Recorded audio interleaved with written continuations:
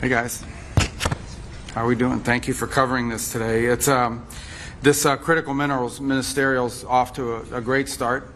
We have 55 partners that we're hoping to enter into collaboration with. Many have already signed on, and the goal here is very simple. We all understand that having a reliable global supply chains in critical minerals and processed and finished materials are critical to everything we do. As I pointed out in my opening statements to the group, and I think this is a broader mistake made by the industrialized and developed world, as we all sort of fell in love with the design of these things, but forgot that in order to design something, you have to be able to build it, and in order to build it, you have to have the fundamental materials necessary to make it with. That's the key goal of a critical mineral supply, and today it's heavily concentrated in the hands of one country. And that lends itself to, at worst case scenario, being used as a tool of leverage in geopolitics, but it also lends itself to any sort of disruptions, like a pandemic or anything that could, political instability, or anything that could happen. And so it's key and important, and I think there's a growing global recognition that we need to have supply chains for critical minerals that are reliable and diverse across the world. Some countries have a number of critical minerals that they have available to them in terms of mining, but just haven't been able to do it because a foreign competitor will come in, they'll gut the price, they'll undercut it through state subsidies and unfair practices, and so it becomes economically unviable to be able to explore for critical minerals. In other cases, it's the processing. Again, falls victim to the exact same thing. The private sector can't invest in these things because some competitor will come in and they'll basically do it under cost for purposes of establishing market share dominance. And then once they control that industry and they're the only ones in the world that do it, then they can charge you anything they want, but they can also use it against you as leverage, or it can be disrupted if there's any sort of global disruption and so forth. And this is not a sustainable situation. So it's why we've made it a priority. First, we try to lead by example in what we've done here in the United States. And that includes permitting reform that makes it easier to go into this industry on the critical minerals we have here domestically, but also the creating demand, which is what the President announced yesterday by the announcement of a strategic stockpile of critical minerals. But we understand that this is a global challenge that requires a global response. And so we're working here today to create a forum for that to happen. And part of this is this new initiative, Forge, which we described earlier. We have a number of countries that have signed on to that and many more that we hope will do so. That was our first session, was the launching of this Forge initiative. Let me just say I want to thank the Republic of Korea because they've been for their leadership on the previous entity that was filling this gap, which is MSP. But we're moving forward on this thing with Forge, and the purpose of Forge is to foster collaboration and to build a network of partners across the world, and many of whom were in that room today. This afternoon, there'll be additional sessions led by Trade Representative Greer, who's going to present on a price floor mechanism, and that's designed to make sure that these commodities will never fall below a certain price so that they can become economically viable. The idea is to protect people's investments or investments in these sectors across the world. They'll hear from Secretary of Energy Wright. They'll hear from the Development Finance Corporation. They'll hear from the Ex-Im Bank. They'll hear from the Department of War. They're going to showcase financing tools and programs for critical minerals investment. And then Treasury Secretary Bessent is going to close out later tonight, the ministerial, or later this afternoon. We're planning to sign new critical minerals frameworks with several partners later today. And I want to just highlight again, this is really a historic gathering and highlights the billions of dollars the United States government has already committed towards this endeavor. And that's going to enable private sector investment towards creating reliable supply chains that are vital, as I said, to technological innovation, economic strength, and also national security.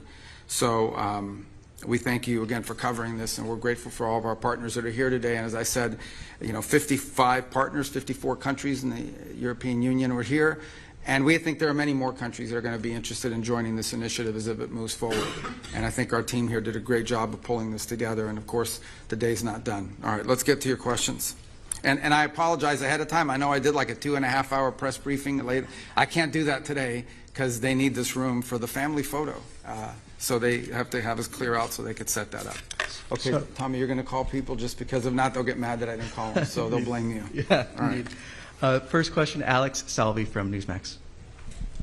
Good morning, sir.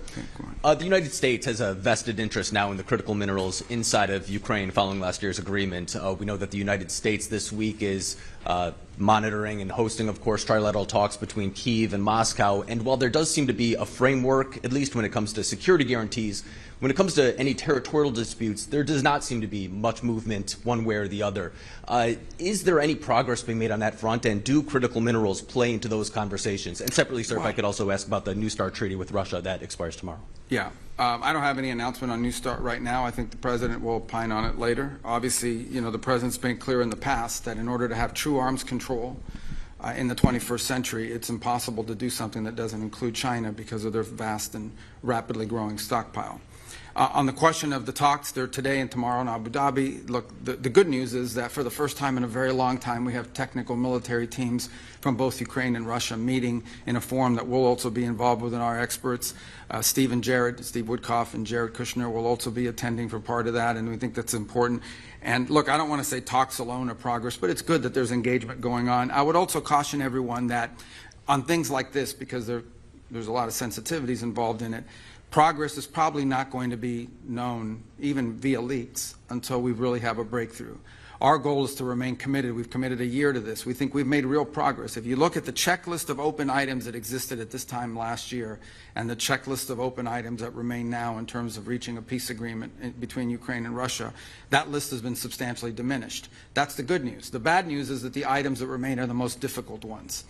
And meanwhile, the war continues. So all I can say in that regard is that we are investing at a very high level a substantial amount of time and energy to this endeavor. We are going to continue to do everything we can to see if there's a breakthrough. And one of the things to understand about ending armed conflicts is oftentimes it looks totally hopeless until you have this breakthrough that sometimes is unforeseen. That was certainly the experience with Gaza, where a lot of people thought that was a hopeless situation, but we kept pushing and pushing, and then circumstances aligned and made it possible. And obviously, that's what we're going to endeavor to do here as well.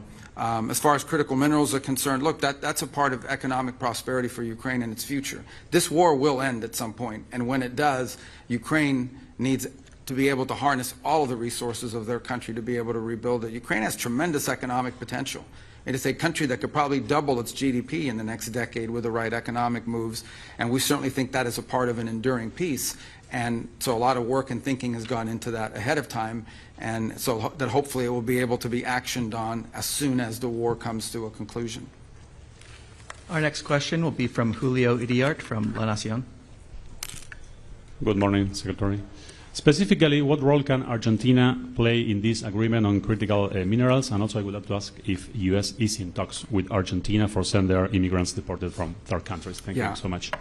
Yeah, on the second point, I would say, look, we have conversations about countries willing to accept third-party nationals, but we don't have any deal or anything lined up. I know it's been the subject of media leaks, and sometimes those are with malicious intent, but certainly Argentina is a great partner across the board, and at the end of the day, we have tremendous faith, confidence in our relationship with President Milei and his team, and he will always act in the best interest of the people of Argentina, in the national interest of his country, and so we appreciate that. And on the first point, Argentina is not just has the capability from a natural resources standpoint to be a key partner in critical minerals for the world, not just for the United States, for the world in a way that's good for Argentina.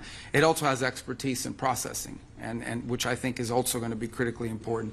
So both because of geology, meaning their geographic location, and their expertise, they've already taken tremendous steps, and they were one of our featured speakers in session one, and Foreign Minister Quirino was there because of Argentina's one of the global leaders in this regard. So both because of the resources available and because of the ability to invest and the expertise they have in the processing, I think Argentina is going to be a key partner for the world, not just for the United States, and certainly being located in the Western Hemisphere is of strategic value, both to Argentina but obviously to the United States as well. Our next question will be from Elizabeth Hagedorn from Al Monitor. Secretary Rubio, can you confirm the format and location of Friday's talks with Iran and clarify, given that Iran refuses to negotiate its missile program and insists on a right to enrich uranium, is the U.S. open to a compromise if that means reaching a deal to avoid military action? And separately, if I may, how exactly do these negotiations advance President Trump's repeated pledges to help the Iranian protesters, many of whom are likely to see these nuclear talks as legitimizing the very government that violently massacred its own people? Well, let me first say just on the logistics. At the end, let me back up and say from a big picture perspective, I think it's pretty clear right now, President Trump is willing to talk to and meet with and engage with anyone in the world. I mean, that we don't view meetings as a concession. We don't view meetings as even legitimization. It is our willingness to sit and listen and talk to anyone, any adversary, any ally, obviously, but anyone around the world. And so the president's always been open to that. He showed that in the first administration, and he's showing it again now. And so I think if there's an opportunity to engage directly with counterparts in the Iranian regime, the United States would be open to that, and that's what we're open to. We thought we had an established forum that had been agreed to. In Turkey, it was put together by a number of partners who wanted to attend and be a part of it. I saw conflicting reports yesterday from the Iranian side saying that they had not agreed to that. So that's still being worked through.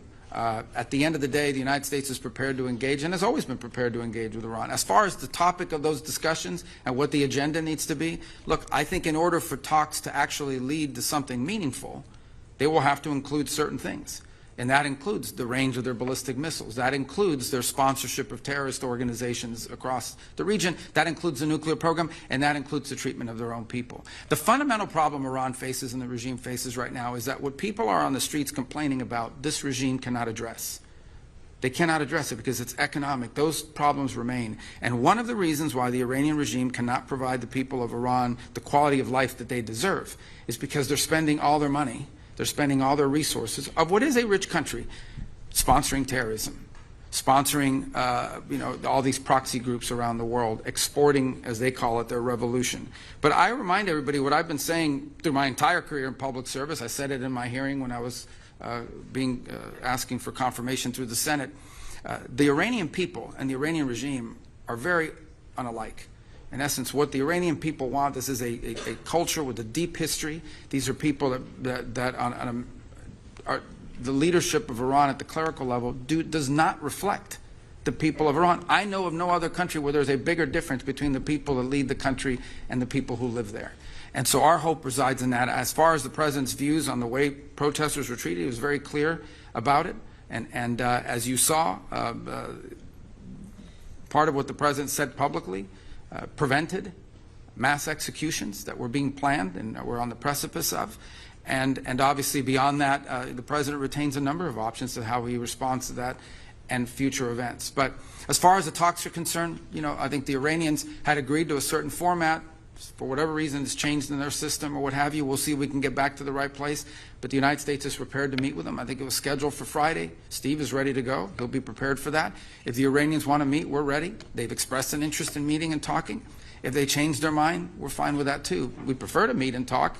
I'm not sure you can reach a deal with these guys, but we're going to try to find out. We don't see there's any harm in trying to figure out there's something that can be done. This is a president that always prefers a peaceful outcome to any conflict or any challenge.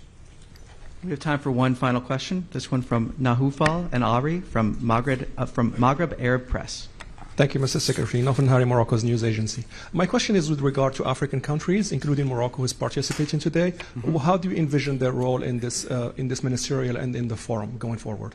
Well, again, it's the same. First of all, this, as I've highlighted before, this is an American initiative to bring people together. We want to serve as the convener, but this is a global challenge. There is not a country in the world that doesn't face this challenge of critical mineral supply chains, just from the perspective of trying to grow economically. Okay, everybody wants to be an AI, everybody wants a center, everyone wants to advance industrially and technologically, everyone wants to be able to defend their national security.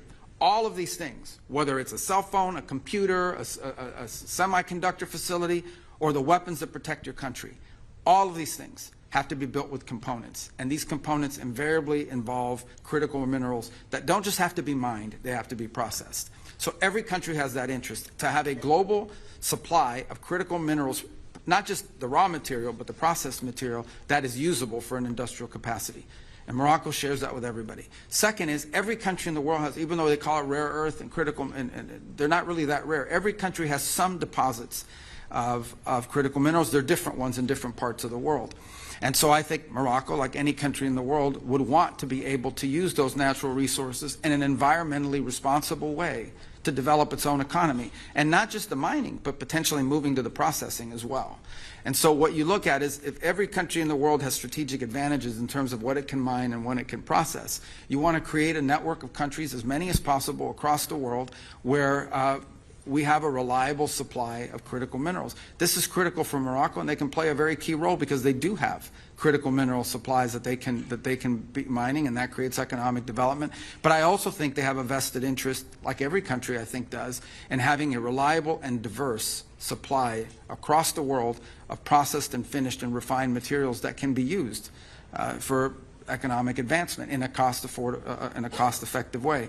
So I think Morocco plays a key role because of the deposits that it has, but also because of its willingness to invest in processing and its cooperation and being willing to be a part of this global initiative, which it will have to be a global initiative. No country in the world has every critical mineral that's valuable, and so it will rely on international cooperation. That right now you have 90-something% of some of these elements controlled by one nation in one place. And that's just not healthy for the global economy, and it's certainly not healthy for security and stability. So Morocco can be a key part of that, and we're very happy they're here today and seated there at the table with us. So, okay. Thank you. This concludes today's And I press availability. apologize. I love doing long press conferences. I do a longer one, but we got to use this for the family photo. All right. Thank you, everybody. Thank you. Thank you.